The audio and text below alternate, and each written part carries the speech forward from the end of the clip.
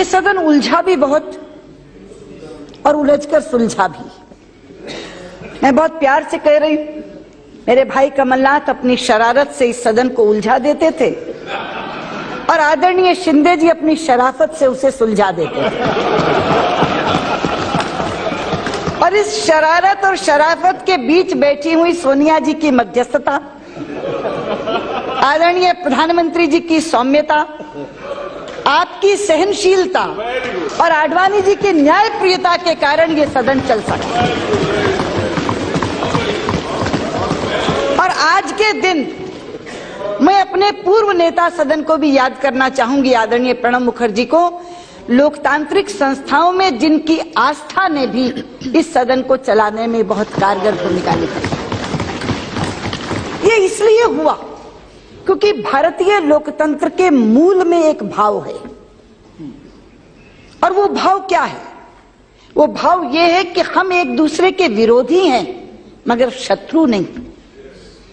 और हम विरोध करते हैं विचारधारा के आधार पर, हम विरोध करते हैं नीतियों के आधार पर, हम विरोध करते हैं कार्यक्रमों के आधार पर। अलग अलग है, इख्तिलाफी विचारधारा है, अलग अलग नीतियां बनाती है सरकार, अलग अलग कार्यक्रम बनाती है, उस पर हम आलोचना करते हैं।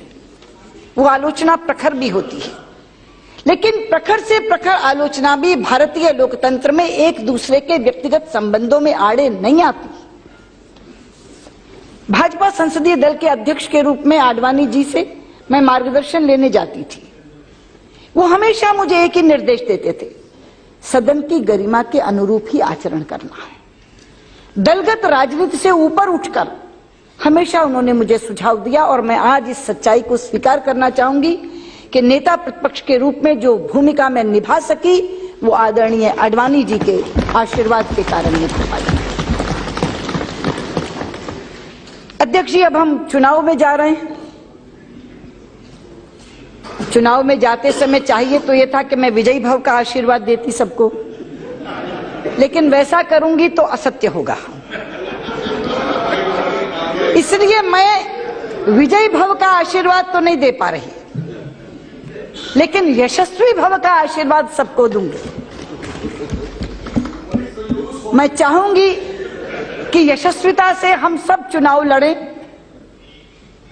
और आपकी तो मैं कायल हूं जिस बात को वासुदेव जी ने आज सार्वजनिक रूप से कहा, मैंने निजी रूप में बहुत बार आपसे कहा है कि आपका स्वभाव और उस स्वभाव में क्रोध का ना आना इस सदन को चलाने में सबसे ज्यादा योगदान है।